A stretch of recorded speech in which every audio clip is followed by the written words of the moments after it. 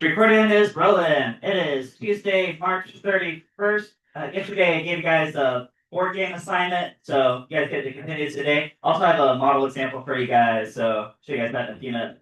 But here I want you guys to design either a board game or card game. You can be in teams up to four.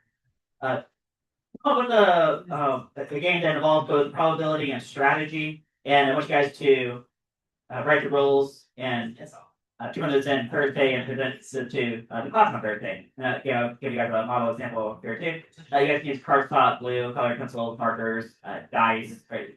Have plenty of materials for you guys.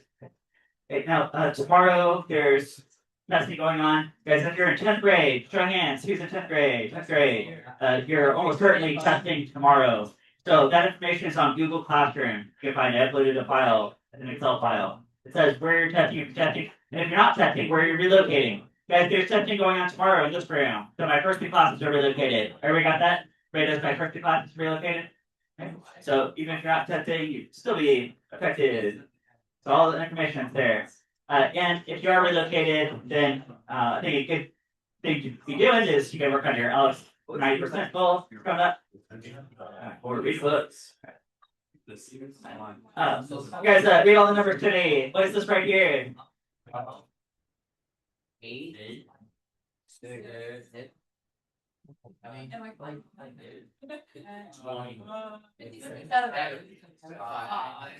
3. 15. Look like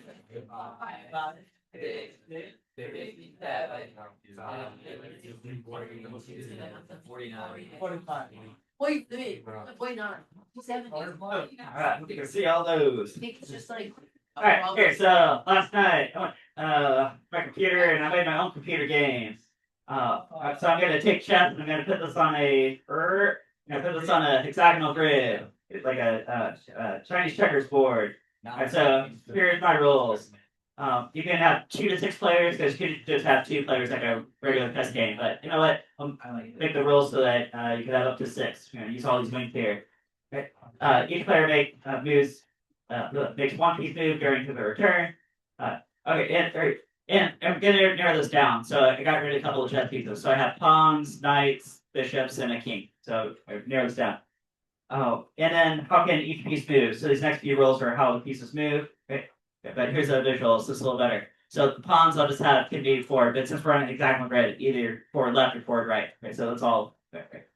So have the knights go exactly 2 spaces, which could create a spring type shape. The bishop will have just move in straight lines, which could be any of those options. And the king, let's say, just 1 space at a time in any direction. Okay. So it's pretty close to original chess, but now designed for a hexagonal chessboard. Okay. Bishop just be a queen. Yeah, pretty much. So instead of the rook and the queen, yada yada, I just consolidated that all to basically the bishop. So same idea. You can think of it like the queen. Okay. And I'm gonna go with this setup right here. Okay, so each player starts off as in one of these wings. So you have 10 of these spaces. So I'll give you guys 4 pawns in the front, and then 3 knights, and then 2 bishops and a king. Okay, so we're doing that setup. Okay. If the piece lands on the space of an opponent's piece, then that piece is captured or removed from the game, just like regular chess. Okay. And now with these pawn pieces, let's say that just regular move or capture move could be the same. So that's a little different from regular chess. Okay. And then let's also do a pawn promotion roll because that's fun in regular chess too. So for my rolls, I got the pawn crosses into the opposite 10 space home base, then it may be promoted to either a knight or a bishop. Okay. So in the case of where's the board here? Okay. Let's say you're starting with a pawn right here. If you eventually merge him all the way to like right here, as soon as he crosses over, he can be promoted to either a pawn, either a knight or a bishop. Okay. And first try and get the other guy's king. Okay, so I got some game pieces here.